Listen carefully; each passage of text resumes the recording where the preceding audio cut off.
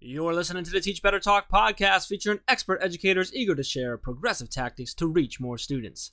Teach Better Talk is created by teachers and fueled by passion. Let's get started.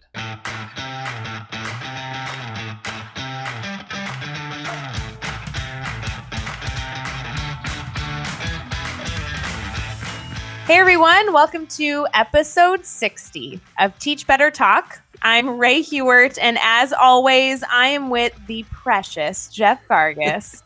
Precious. So precious. I love it. Where did you get precious from? Well, I got precious from later in our episode when we use that term to describe Old Man Dan, who's my husband.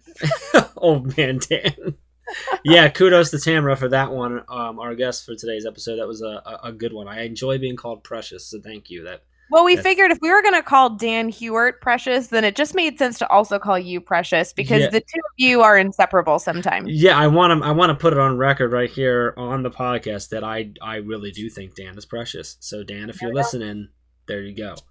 Well, Jeff, how are you doing? How's your week? My week's awesome. I'm having a blast. You know what? One of the really cool things about being me is that I'm the one who gets to know. I mean, there's a lot of things that are cool about being me. One, I get to do podcasts with you, but also one really cool thing is I'm the one who gets the notifications when someone submits for the conference.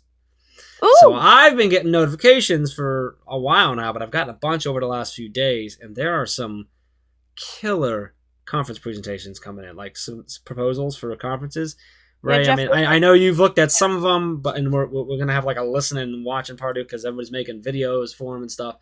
We're like a long ways away from the conference, but I am so pumped up from some of these proposals that are coming through. It's awesome. I mean, there's some really good stuff coming down the line. So and they're due very soon. So yeah, we're glad that they're coming in and glad that they're fabulous. But I just can't wait for that final due date so I can start just like sitting with my popcorn and going through all of them.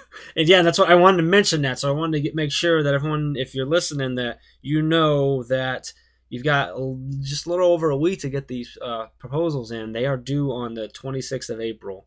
At midnight that night. You got to get them in. It's a pretty short little form. I mean, we do ask you to make a video because we want to see you. We want to see how excited you are, and sort of but it's only a minute, so it's really quick. It doesn't have to be professional. But we had one where a teacher had the kid, his students video on, which I thought was an awesome touch.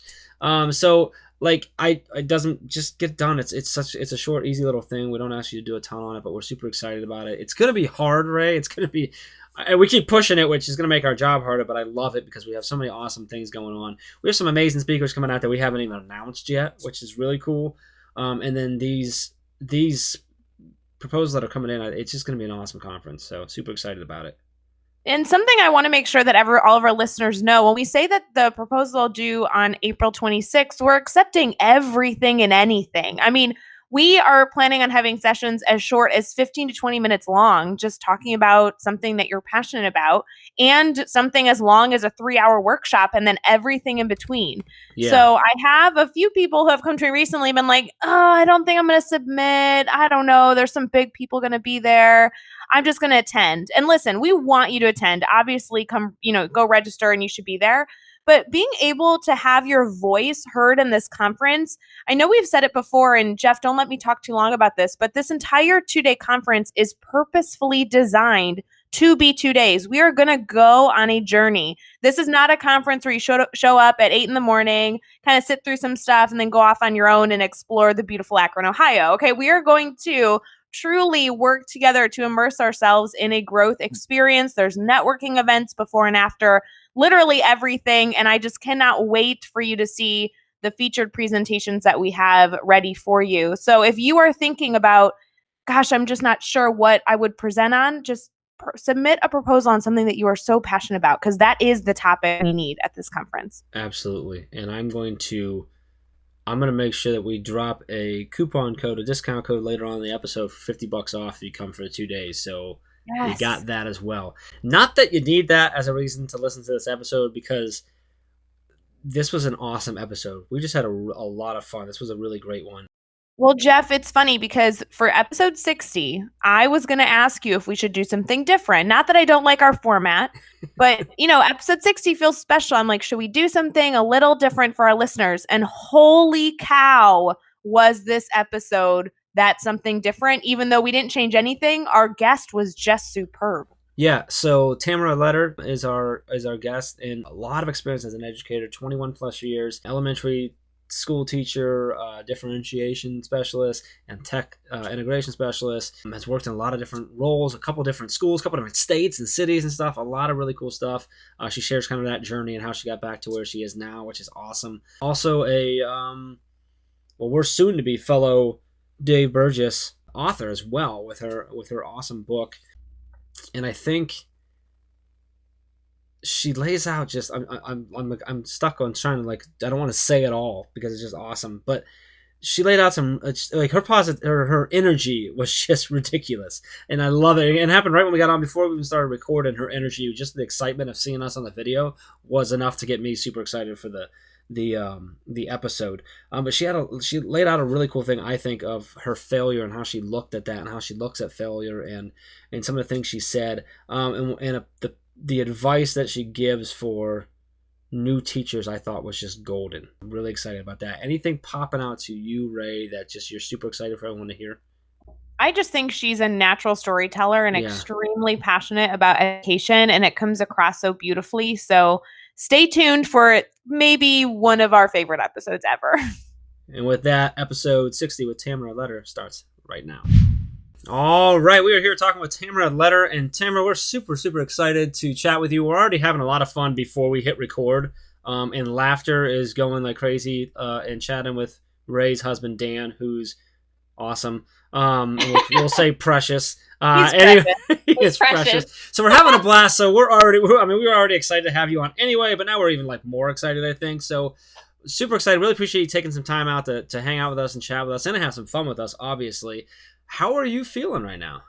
Oh my graciousness. It is a wonderful day, as is every day. So I'm feeling great. I'm so excited to be on your show and to chat with you. It's like my joy moment of the day. Well, Tamara, we are really, really excited to be diving into all the fun questions we have planned, but I do want to talk about you for a minute and have you introduce yourself. I mean, there's so much that you've been able to do, especially recently, so just want to hear all about it. So how do you usually describe yourself?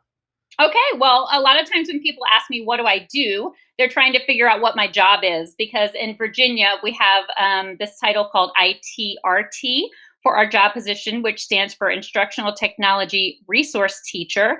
But really, what it comes down to is I support teachers, students, and administrators. So my specific area of expertise is technology integration in the general classroom, but I provide instructional support for anyone who wants to collaborate. I lead PD sessions for our district and can create learning experiences for anybody that's willing to dive in with me. I love helping others discover their passions and finding ways to bring that into that learning experience.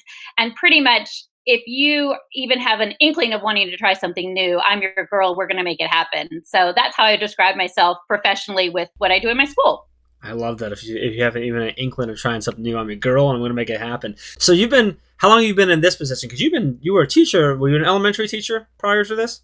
Yes, I've been in education for 21 years now. That's what I thought it was. It's been kind of a crazy ride, but I started off teaching second grade in Las Vegas, Nevada, which is on the West Coast. I'm from Virginia on the East Coast, so it's kind of a crazy place to start your teaching career. Mm-hmm. And then I kind of worked my way back to the East Coast, and I taught a few years in Memphis, Tennessee in third grade, and went back, got my master's in administration. So I'm actually certified as a principal, but I just love the kids so much. I just wanted to stay connected with them. So I took a position as a differentiation specialist with a district in Stanton, Virginia, and then worked our way back all the way back to our hometown. So I'm actually, I know it's crazy. I taught fourth grade in the same classroom that I attended in fourth grade. That's cool. And my teachers were my coworkers now, and it was it was quite a crazy experience to be back in the same district where I was a student. But now I'm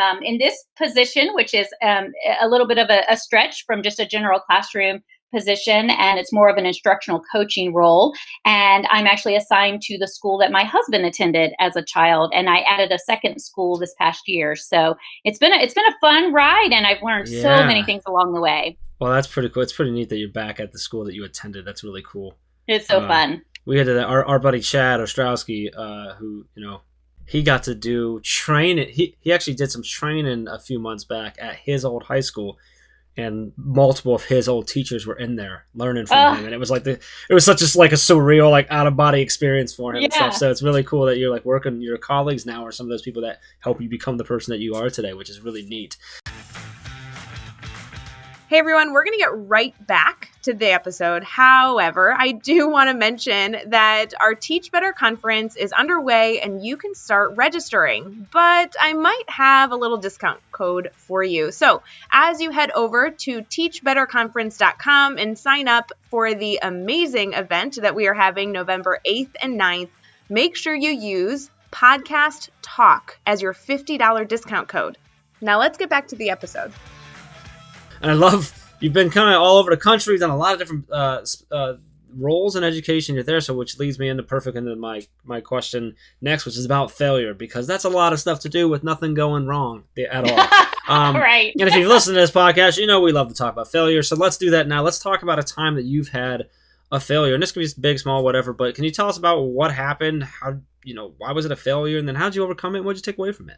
I love it. Well, we could have our own podcast on failure alone with all of my failures. We might do that. I think we might maybe you and I will just start a podcast. It's just called the Fail Podcast. Yeah, I think we should, because, I love that mindset of fail forward, because failure is inevitable.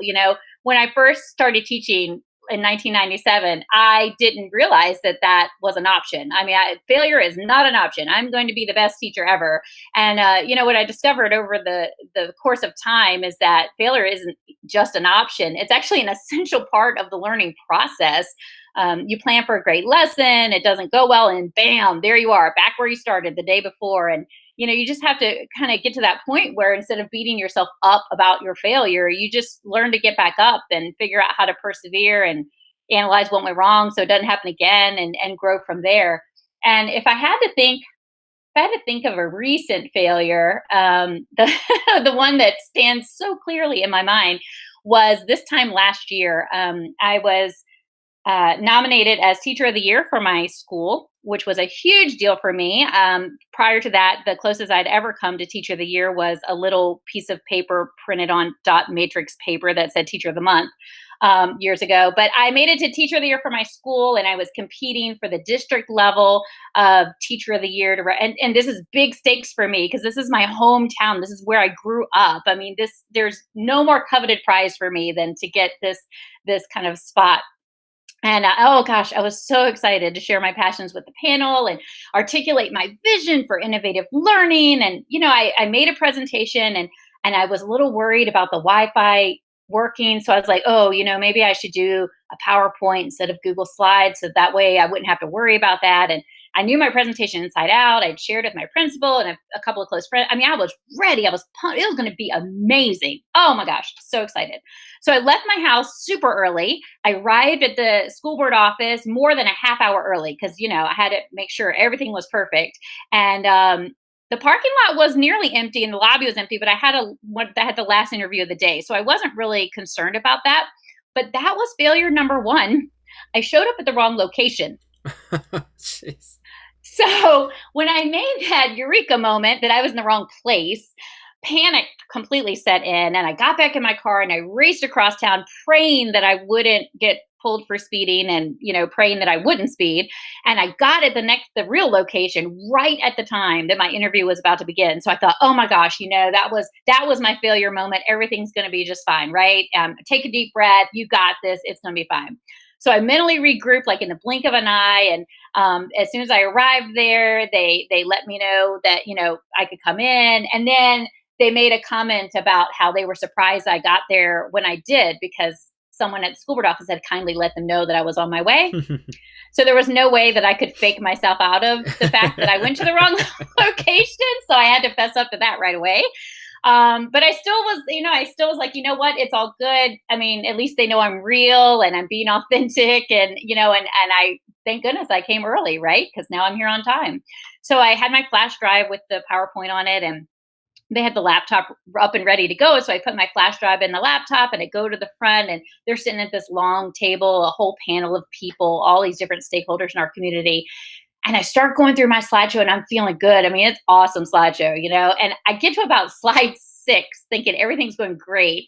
And the next slide comes up and there's nothing but a red X on the slide. And I'm like, what is that? What is the red X? And it looked like someone had thrown a clip art in my presentation, like a big X. I'm like, oh my gosh, what is that? Where did that come from? And so here I am trying to balance professionalism while with my tech brain troubleshooting what went wrong and what's happening. It was such a cognitive dissonant moment that I couldn't figure it out. So that was failure number 2. My embedded videos didn't work. And so I kind of muddled through that slide and just was like, okay, whatever, I'm just going to click to the next slide. Well, as I continued through my presentation, it wasn't just 1, it wasn't just 2, it was like 6 slides that never loaded correctly and didn't have the content that I needed to share with them. And oh my gosh, I mean, I'm a technology integrator. I'm the first one in my district that ever made it to this finalist round for Teacher of the Year. And here I am fumbling through one of the most important presentations I might ever make in my career, having issue after issue. I just wanted to dissolve into the floor. But, the emotions in that moment were so overwhelming, but I knew I had to push through and I knew I had to end on a positive note. And so that's what perseverance is all about. It's knowing that you did your best to the end, no matter what happened along the way. And so later that evening, when I was reflecting on the disaster that I had obviously caused myself, I suddenly realized the problem. And I had created my slideshow on our new laptop that we had received, which had a newer version of PowerPoint than the one that was on the laptop that they provided for me. And PowerPoint is not backwards compatible. So, it was an honest mistake that anyone could have made, but I'm kind of glad in a really weird way that it happened to me. Because for someone else, that failure might have completely crushed their confidence forever. And for me, it was just more like a smack on my head going, oh, why didn't I anticipate that? Why didn't I think of it? So, the lesson learned from that is I'm only using my laptop and my software when I have a high-stakes presentation. And, it's a hard lesson to learn and one that's not going to happen again. But I'm so glad I learned it because now when I give keynote presentations or I go into doing other different types of speeches and things, there's no way I'm using your stuff. I got my stuff. I've got it ready to go. And it was a good mistake to make. So failure, obviously, failing forward is a good thing to happen. Oh man, I love that story. I love a couple of things that you said. The one is your emotions were crazy, but you knew you had to push through, and you knew you had to end on a positive note.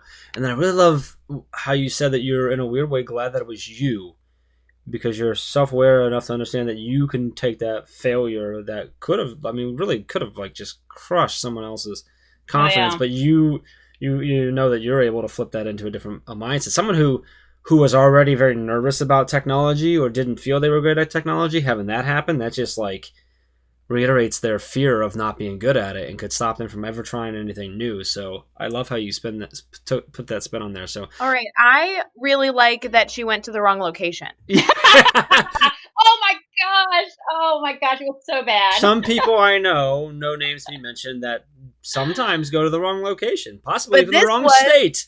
This was a perfect example of a very successful, amazing educator who also made that mistake. It happens to all of us, Jeff. Tamara, just curious, Tamara, did you go to the right district or were you in another state?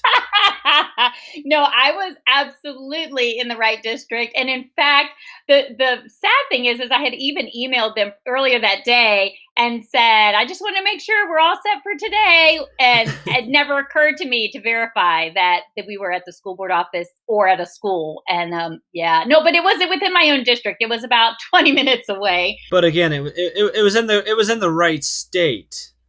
I want to confirm that it was in the right state. It was in the right state. So yes. that's 1 point for Tamara and -6 for Ray. Okay, for anybody listening, in case they were wondering, St. Charles, Illinois is exactly 7 hours and 20 minutes from St. Charles, Missouri, in case anyone wanted to know that. No. How do you know that, Ray? That's weird knowledge to know. Well, it was from experience, and I really enjoyed the drive at 4 a.m. It was amazing. Oh That my was goodness. that was before Michelle though, right? Before we had Michelle in our lives, It that was just direct. before I joined the Yeah, Better team, and that's why yeah. I joined, so that Jeff could tell me what state I should be See, working now in. we have our amazing teammate Michelle Brecken, who most people don't get to know because she's behind the scenes. But Michelle just points and tells us all where to go, and we trust anything she says. So now Ray doesn't go to the wrong states. I think you only make that mistake once. Oh, I you do. hope That's so. it. I hope so. We're gonna find out soon. Anyway, so oh man, that was great. I'm so glad that went there. Let's flip it now. Let's talk about a successful moment. This can be something big or something small, but tell us what happened. Why was it a success for you, and then what did you take away from that? Okay, well, just as many failures that I've had in my instructional career, I've had lots of successes. I mean, it's all in how you look at things and whether you view them as successes or failures, I believe. But Mm-hmm. one of my greatest successes probably is recently integrating kindness into my collaborative lessons with teachers. In my role, I don't have students. I am a support person for teachers and for whatever their needs may be with technology integration. And so for me to be able to bring my passions into the classroom is a little trickier because I don't have a set class to work with every day. My schedule is very flexible and it shifts and changes based on needs of my teachers. So it was a little difficult for me for a while to kind of break that barrier of figuring out how can I connect this concept and this passion I have for kindness with technology, but also being mindful of state mandated curriculum that has to be taught and the pressures that come with that. So I just had to get to the point where I stepped outside of my comfort zone and I started creating and aligning specific kindness themed technology enhanced lessons, but aligning it with language arts skills. So that way, when I would pitch it to the teachers, I could say, well, I have a language arts lesson that uses technology, but also embeds kindness. So language art was, the content was really driving that pitch for doing these types of lessons. And by doing that, I was able to collaborate with several teachers on kindness lessons, even getting to the point where another teacher, Lori Cross, and I sat down and wrote a grant to get some money to fund a year-long kindness initiative for her classroom. And in 2016, we received an HEF grant, Hanover Education Foundation, that allowed us to buy kindness books and basic supplies like construction paper and markers and things like that. But what made this kindness grant so incredible is that we wanted to give our students the opportunity to realize the power they had to be kindness cultivators in their local community. And so a big part of this grant was to provide our students the opportunity to do kindness passion projects. And that meant giving every single student in the class a $10 bill and telling them to go change the world. And for students at my school, we're a Title I school, and many of our students had never even held a $10 bill, much less been given the power to do anything at all they wanted with this money. And they had to custom design their kindness passion project. They had to research materials and cost. They had to figure out who's going to be my recipient. Who am I doing this for? How am I going to make this project happen? What's the support that I'm going to need from my mom and my dad? And what stores am I going to have to go to? And how am I going to get from here to there to put this project all together? And it turned into this incredible learning experience for our students that actually embedded many skills in other content areas like math and science as well. And the students, they created a Google Slides slide deck. They kind of followed almost like a scientific experiment. Like they had to detail their purpose and their materials and procedure, results, reflections, all of that, something like you might see at a science fair. And so we kind of took the play on the science fair and we made a kindness share fair where after they had completed their acts of kindness, whatever they chose to do, and they had created their presentation, we then invited the community, their parents, grandparents, stakeholders, district personnel, pretty much anybody off the street that would be remotely interested in looking at a kid's project. We let them come in. And it was so empowering for the kids because they got to present to an authentic audience. And they got to see that their voice matters and that they can inspire people even though they're only 10. I mean, it was just such a neat experience from start to finish with them. It taught our students autonomy. They strengthened collaboration and communication skills. But the best part was it just reinforced the need that we have to work together to make this world a better place through kindness. And, they enhanced their oral and written communication skills for that required language arts curriculum. But the takeaways that they had and their reflections and the realization that their words and their actions can have this like powerful ripple effect on others, that alone was priceless. I love that story. I love that project. Ray, I thought I was just screaming to each further with the whole taking it back out in the community and bringing the community in. I was loving it. Well, right. That whole, how do we scale that? I mean, that seems to be like my mission in life. How can we take that incredible opportunity and then scale that so it's not just accessible once a year or in that, small capsule of time, but ensure that this is really how our students are beginning to learn, because they're mastering content even at a young age. And how important is that then for them to relate it to the real world and give back their knowledge to their community? I mean, it creates an amazing circular effect. Oh, absolutely. And it actually, I mean, when we created the project, we weren't at the time thinking about scalability because we were just wanting to do a kindness initiative within her own classroom. But now that the project was so successful, we have started to scale it. I mean, it's been slow because, again, when we've been doing this, we've wanted to take the time to make sure that it's not just about the project, but the whole learning experience throughout the year, because our students develop their knowledge about empathy and compassion and how those words are different, how they apply to them, how they're relative to different challenges we might face in our community and even outside of our community. And, it takes a little bit of planning to make that happen. And sometimes you end up completely ditching your plans for things that happen. Like last year, I'm trying to remember now, one of my friends, Barbara Gruner, who is also an author of a kindness book, where she had showed us this video on Twitter about a student of hers named Jetstream Jax. They had just gone through Hurricane Harvey and the mass devastation of flooding in their local area. And her student took it upon himself to make this green screen video because he wants to be a weather forecaster one day, and was showing the world what his community looked like following this just absolute devastation. And that's really what kicked off our kindness lessons last year. We ditched our plans we had and we pulled up in this video and we said, how do we help him?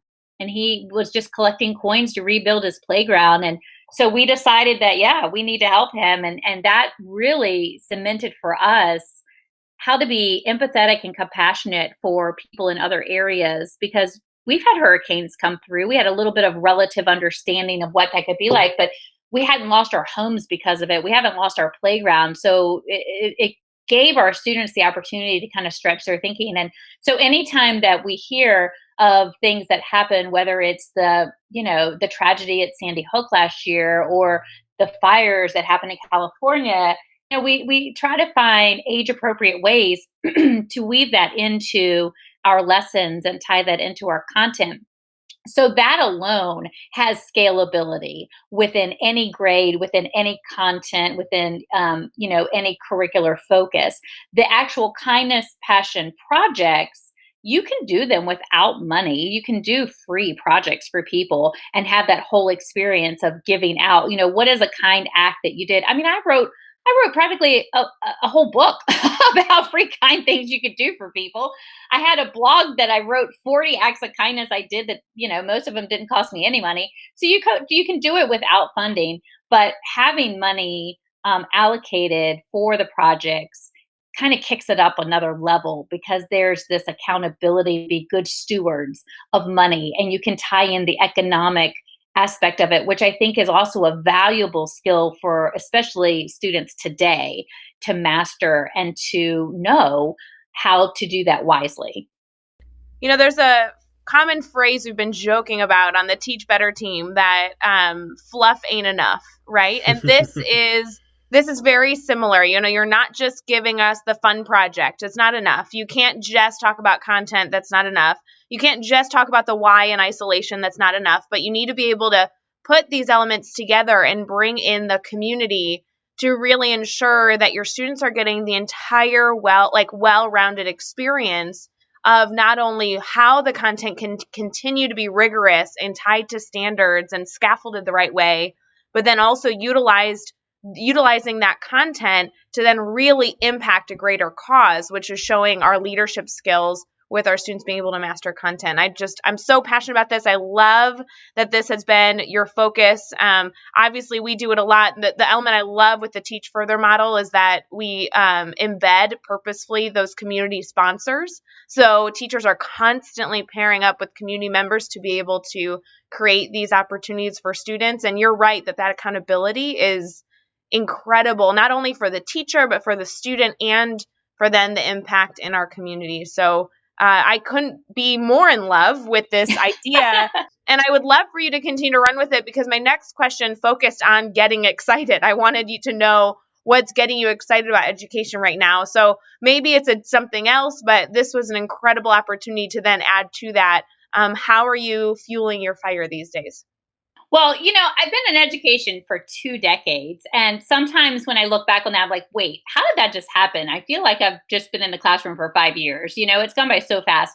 But when you cross the decade mark and then you keep trucking along, the pendulum of education swings. And suddenly you realize, wait a minute, this is nothing like it was when I first started teaching, right? And so the pendulum will swing from one side to the other. And when I started teaching in 97, and even when I had my undergraduate work, thematic units and creative experiences and joining everything all together, that was all the rage back then. And that's what I was truly trained to do with my college education. And then as the years progressed, with the pendulum shifted and we came a bit more standardized with our approaches and customized, we kind of lost a little bit of that joy and that fun and excitement. And so it's been so much fun to be able to see that shifting in education, kind of returning back to these core mindsets of the whole child and constructivism, and how do we work with, getting every aspect of a child to learn and grow, not just the academic side of them. So for me, like Dave Burgess's inspiration in Teach Like a Pirate set me on fire. Like that rejuvenated every ounce of my will and desire to be an exceptional educator, because it was the permission slip that I needed to go back to being the teacher I really am inside. It just empowered me that I didn't just have permission, but I had a duty to do whatever it took to make the learning the most incredible experience ever for students. And so when I look at teaching from that view, that it's my duty to do absolutely everything to make this the most incredible experience ever, oh my graciousness, that just sets my soul on fire, And so it's so great that we're in a time now where we have social media and we can wrap ourselves around other people who are just as passionately excited about amazing learning experience. And we can use them to kind of lift us up and help us grow and continue with that energy and that excitement. And every single year, even if you've been teaching for 21 years, every single year, you just keep getting a little bit better and a little bit better. And that's just what keeps you going. It's awesome. I couldn't agree more. And with all the coaching you're doing, I know that you have a great answer for this next one. And it has to do with coaching, but really, especially those progressive educators, those new teachers, those teachers who are eager to make this shift along with you and really change education. And I want to know what advice those educators might need. So if I had to give them advice, it would probably be reflecting on what my expectations were as a new teacher. I think I would just tell them, you're not going to be perfect. You're going to see these amazing educators out there and you're going to emulate them and you're going to try everything you can to be like them. But at some point in that journey, no matter how hard you try, you're going to slip and fall. You're going to encounter failure. It's not going to be perfect. You're going to walk away feeling like, you don't know what happened, but you can't go back, whatever. I think those new teachers, like, you have to just give yourself some grace, and you have to realize that it's a marathon, not a sprint. Surround yourself with the people that are going to give you that positivity and that encouragement. And on those days when things go wrong, because they will, you're going to need some empathy from other people. So just take a deep breath to try again. So in addition to not being perfect and setting yourself up for that unrealistic expectation of perfection every day, it's just as important that you selectively choose who's going to be part of that tribe of yours, that crew of people. Because if you join in with people in your school culture, in your district's culture, who tend to be a bit more on the negative side, they will pull you down. There's no exception to it. They will pull you down. So you don't want to be surrounding yourself with people that are going to blame others or gossip or make situations worse. You really have to take a stand early on to surround yourself with people that are going to uplift you and be there for you when you need it most on those days that you're not perfect. That is all awesome advice. I love the last piece of that about surrounding yourself with the right people. I can't remember what the stat is, but there's some statistic in psychology that says that it's like 75 or 80% of you is made up of the people you surround yourself with. I believe it. If you think true. about that and think about who you're surrounding yourself with, I mean, you can solve a lot of problems simply by cutting some things out. And that doesn't mean you have to cut that person completely out, but you can limit the amount of time that you're given to them and get more positivity in your life and in your ears and stuff. So anyway, that's awesome. I love it. So this has just been an amazing episode. So I really hope you don't mess it up here. Okay, I'm going to try really hard, but we know failure is an opportunity to learn. So if I should fail, I'm going to be okay. Yeah, so we're gonna either nail this or we're going to learn. Either way, it's going to be good. So we're going to do the next 6 questions in 15 seconds or less. Okay, let's go.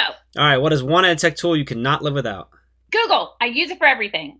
What is everything. What is Sorry, a book? I already messed it up. Oh my gosh. What is one book you're reading right now? Oh, okay. I just finished reading The Power of Moments by Chip Heath and Dan Heath, and now I'm reading They Call Me Mr. D, which is, oh my gosh, so intense. A great book. I'm almost done with it. It's so good. Shelley sent over one of the pre-copies, and I was like so just humbled by the fact that I got to read it. It's such a good story. I remember those days. Anyway, I'm ruining it now. Who do we need to follow on Twitter today? Okay, that's not fair. 15 seconds is not enough time. Give me. All right, I'm gonna really challenge you here. Give me 3. Oh my gosh. Well, Dave and Shelley Burgess. We'll count that as 1. Danny Steele. Okay. And then I'm gonna say Laurie McIntosh. Nice, love it. So what's a great YouTube channel for educators or website? All right, so I'll be honest with you. I'm not on YouTube all that much, but I love Cult of Pedagogy. That's my favorite. Jennifer's awesome. Mm-hmm. Oh, and if you had to go to a website, I would say the Random Acts of Kindness Foundation, because they have just a plethora of free resources to do anything with kindness. Love it, a twofer. Give us a daily, weekly, or monthly routine every teacher should get into. You've got to plan for your self-care. You've got to make time for your passions, no matter what they are. You got to put it on your to-do list, make it a priority, so that way it actually gets done. And what is the best piece of advice you've ever received? Be strong and courageous. Because if you can just embody that, you can do anything. Ding, ding, ding, ding, ding. She wins. Winner, winner. Winner, winner. I'm so glad to take that trophy away from Joe. I'm so happy. Poor Joe. Ray's out to get him because we had a little bit of fun. They made fun of me. I'm so glad we're taking it back. That was one of my favorite episodes to edit. I'm not going to lie. I was laughing because we were making fun of Ray so much. But Tamara, you did awesome. You did. That was great stuff. Well, thanks. That was tons of fun. Well, I have about the last and most important question for you. There's been so much value in this episode talking to you. I mean, your passion, your energy is infectious. I love being able to not only connect with you here, but continue to be connected with you on a lot of other platforms. So would you mind sharing with our listeners how they can further connect with you to make sure that this energy continues in their life? Absolutely. Well, you can connect with me on Twitter and Instagram at Tamara Letter, easy enough. I have a website that's tamaraletter.com. That's pretty easy. If you're really into kindness, I have a Passion for Kindness group on Facebook that you could just go in the search Passion for Kindness and join that group. And we just post little kind things we see and just, make ourselves happy by being surrounded by kind people. And I just recently published a book with Dave Burgess Consulting called A Passion for Kindness, Making the World a Better Place to Lead, Love, and Learn. And if you wanted information about that, or if you even wanted to just read the first couple of chapters for free, they allow you to do that on their website. And that website link is a bit.ly, it's a bit.ly / and then it's capital D, capital B, capital C for DBC, and then lowercase kindness all smushed together. And then you can always go Twitter and just look for the hashtag Passion for Kindness because I'm always there. That's awesome. And you can find all the links and resources and everything we mentioned in this episode over at teachbetter.com, as well as all those important links for connecting with Tamara. So make sure you head over to teachbetter.com for all of that. We'll have a link to the hashtag, to the first chapters of the book, to every which way you can connect with her there. So be sure to hit subscribe so you don't miss any upcoming episodes. And if you can give us a rating and review, we'd really, really appreciate that as well. And please, let's take it one step further. Think of just 3. I'm only asking for 3 colleagues who that need to hear these amazing stories and share this podcast with them. It'd mean the world to us. So Tamara, seriously, this was an awesome episode. Really appreciate you coming on and taking some time and hanging out with us. I wanted to throw this out. And I haven't even asked Ray about this. But I think it'd be awesome to bring you back sometime later and do like a Passion to Kindness episode where we just talk about all the awesome things that you share in your book. Love it. Can we do that sometime? Is that cool, Ray? Can we do that? Am I going Can we please do that? I think I we should love it. Oh my gosh. where we can just go through and we'll talk through the different things that you go through and the different ideas, and we'll just it'll just be the most passionate kind episode ever. I think it'd be awesome. You know what? That would be such a great act of kindness for you to offer me that opportunity. So boom! yes, Look at that! I love it. Let's do that. We're gonna make that happen. We're gonna figure that out when we get off here and do that. But seriously, that's seriously too. I just say that. But so I am serious about that. But also seriously, thank you so much for coming on and hanging out with us and having some fun with us. We really appreciate it a lot. Well, thank you guys. This was awesome, and I thoroughly enjoyed chatting with you this evening. Fantastic. Until next time, let's get out there and let's teach better.